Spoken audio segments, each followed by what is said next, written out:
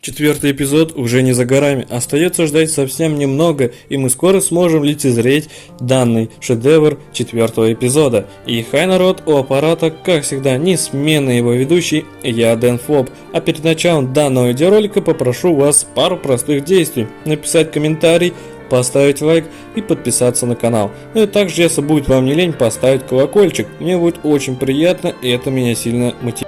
Как по названию видеоролика вы догадались, четвертый эпизод уже готов на 97%. Прогресс уже значительный. Осталось у нас всего лишь 98%, 99% и 100%. Всего каких-то 3%. И там осталось, скорее всего, только по мелочи. И поэтому нам осталось совсем уже ждать не так уж и долго. Но хотя что-то мне подсказывает, что Сайкона, возможно, может и растянуть данное удовольствие. Посмотреть на вашу активность, на активность Ютуба, Рутуба, ВК пабликов и так далее. Как фанаты сейчас будут активно пропагандировать, что сейчас происходит в игре, и что типа, воу, те, кто забыли и ушли, вы приходите назад и вспоминайте, с чего все начиналось. И я же, как всегда, был занят, понятно, да? Начнем с самого того, когда вот 96% был готовность эпизода. Всю информацию я беру с паблика ВКонтакте. Четвертый эпизод готов на 96%. Сегодня у нас пройдет урок английского для маленьких зайчат и волчат. Пока рисую, иногда я включаю ваши видео об игре с прохождениями, с теориями и прочими интересным. Это очень приятно, когда твоя игра одарена столь щедрым вниманием. Но еще приятнее, когда автор произносит английское название правильно. Правильно будет Tiny Bunny, но никак не Тини Буни. Переучиваться будем трудно, но я верю, и у вас получится. Всех с праздником, Сайкона. И здесь мы видим мем Tiny Bunny. Как произносится? И здесь видим гигачат, потом мем, которому все равно, и просто мемные картинки, то есть это там нарисованные. То есть гигачат говорит в шапке Антона Tiny Bunny, естественно, а тот чел, который сидит, которому поебать, он просто сидит и молчит. Tiny Bunny, Tiny Bonnie, Tiny Буну. Ну, короче, да, у кого проблемы с английским, хей, всем, у меня проблемы с английским, но Tiny Bunny я говорю, ну а правильный, то есть будет Tiny Bunny. Проще говоря, мы живем в России, мы русские, поэтому говорим зайчик. Просто вот не ломайте себе голову. Не говорите Tiny Bunny, то есть я привык говорить Tiny Bunny, да, а правильный будет Tiny Bunny. То есть я уже настолько привык в сознании, что у меня вот все, вижу название, я читаю его Tiny Bunny. То есть вот это английское I, я его читаю как I. Понимаю, у многих бывают проблемы с английским, но не дано людям, то есть, я понимаю, напишите в комментариях, у кого проблемы с английским, то есть, это вообще не стыдно, то есть, что-то новое, что неизведанное, и плюс, в школах, которые обязаны обучать легко и понятно, что я этим хочу вам сказать, что в некоторых моментах просто, бывает, забивают на учеников, то есть, понял, молодец, не понял, твои проблемы, нанимай репетитора. То есть, бывают, да, вот такие вот проблемы.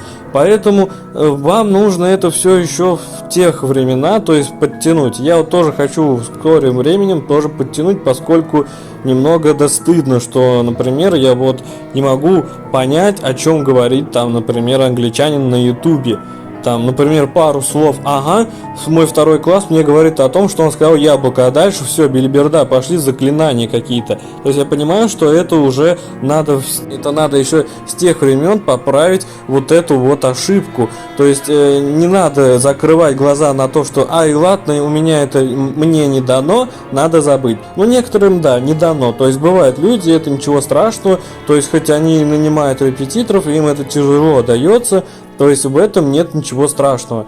То есть если же вам, например, у вас вот английским не дано, да, например, у вас дано турецким, китайским, японским, бразильским, там, например, африканским, я не знаю, по-моему, африканс называется у них язык, если же я не ошибаюсь.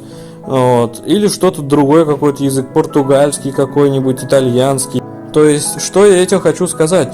Если же вам как удобно называть, так и называйте. То есть, Сайкон высказал свое мнение, что ему неприятно слушать, что его игру читают неправильно. Проще я теперь буду называть Зайчик. Просто по-русски и понятно, и без всяких вот этих... Ну, а сейчас, если же вы вдруг смотрите мой видеоролик, то напишите в комментариях кодовое слово 97%. То есть это будет кодовое слово, то есть я пойму, вы сейчас смотрите, вы сейчас на этом фрагменте видео. И мне будет очень приятно, что вы сейчас смотрите, и вы уже именно тут, на этом, как сказать, тайм-коде смотрите меня. Поэтому продолжаем, и сейчас будет 97%, я вам сейчас расскажу. Четвертый эпизод готов на 97%. Ее графика для игры готова полностью. Все в коде и работает. Ура!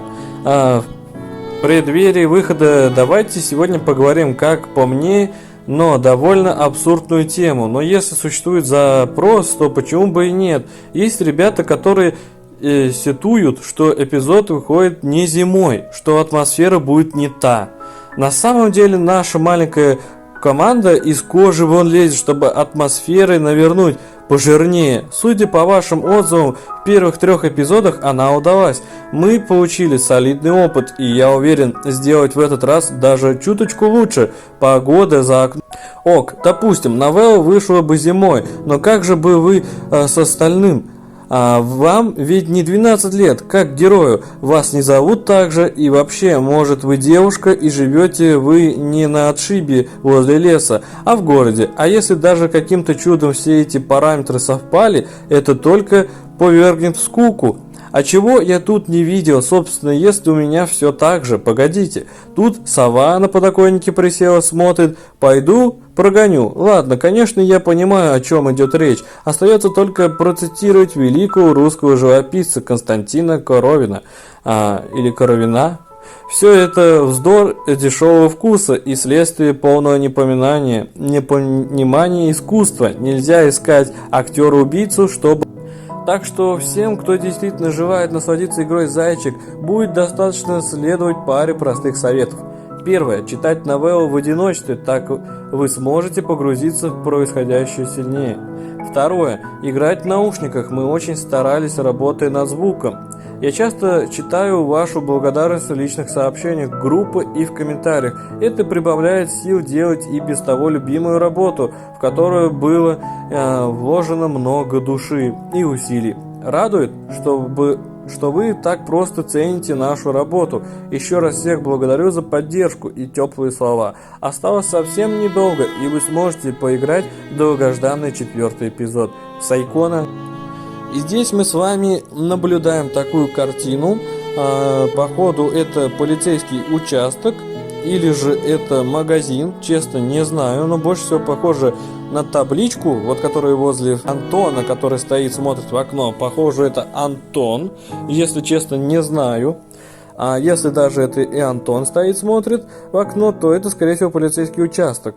Или же еще какой-то дом, возможно, там сельсовет или что-то еще. Ну, хотя это навряд ли. Но все же, нарисован очень красиво, снег показан очень красиво.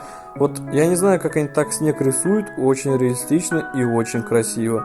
И видите, что снег идет и уже формируется своего образа сугробы. И видим, что Антон протоптал тропинку к идущему, или уже кто-то протоптал к идущему. Хочу сказать, что иллюстрация удалось удачно. Мне она очень понравилась, и прямо сейчас на улице май месяц, и вот это вот меня сейчас мне передало, что на улице как будто бы сейчас вот я играю и получаю как бы те самые эмоции, что зимой.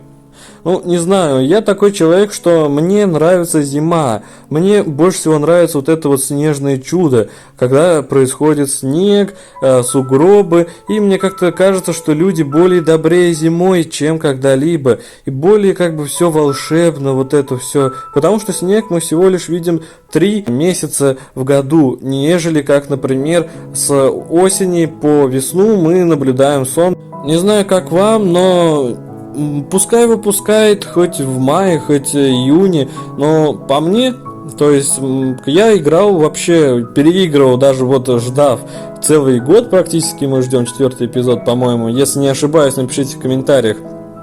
переигрывав я в Тини Бани, то есть Тайни Бани или Зайчик, проще на русском сказать, мне как бы зимой нравилось играть именно в эту игру. Сейчас же лето наступило, просто-напросто хочется сейчас пойти и поиграть в бесконечное лето. Почему? Потому что, во-первых, это летний лагерь, во-вторых, это лето, но и зимой, конечно, бесконечно. Атмосфера сразу же не та, сразу скажу, что, по-моему, в Steam или еще где-то можно сразу наблюдать, что активность идет большая по бесконечному лету летом, чем зимой. И также с Тини Бани вы заметите, когда третий эпизод вышел, как раз я про игру узнал, потому что Куплинов проходил игру, и я когда узнал, то я сразу... Что зимой активность намного больше, поскольку зимой люди сидят по домам и ничего не делают, поскольку дачи зимой не актуальны, так же как и у кого-то, например, бабушки и дедушки в деревнях, и зимой мало кто выезжает на отдых, имеется в виду на моря и так далее, или за границу. Вот. И поэтому все сидят дома, и зимой все сидят в соцсетях, лишь бы как-то скрасить свое ночное зимнее ожидание. И поэтому многие, приходя с работы, с учебы или с школы, приходят и узнают, что игра вышла зимой, и она плюс актуальна. Заметьте, у Куплинова вот сравните прямо сейчас, сколько он набирает за неделю просмотров и сколько он набирал зимой за неделю просмотров. Гораздо больше, согласитесь. Так же, как и у всех нас. Также гораздо больше, как, например, летом. Поэтому я считаю, что зимой было бы нам... Ну, а в принципе, я вам рассказал всю информацию, которую знал. Поэтому, как только выйдет свежая информация, я, естественно, вас оповещу, что изменилось, что появилось, какие доработки, какие пасхалки будут и все прочее, прочее. А чтобы не забыть и не потерять мой канал и так далее, подписывайтесь и ставьте колокольчик. Ну, а также напишите в комментариях кодовое слово 97%. Это будет знак, что вы до сих пор смотрите видео. И мне приятно, что вы смотрите, и это и есть мотивация продолжать. Ну, а на этом у меня все, ребята. Всем спасибо за просмотр, за внимание. Надеюсь, вам было очень интересно смотреть данный видеоролик. Всем удачи и всем пока.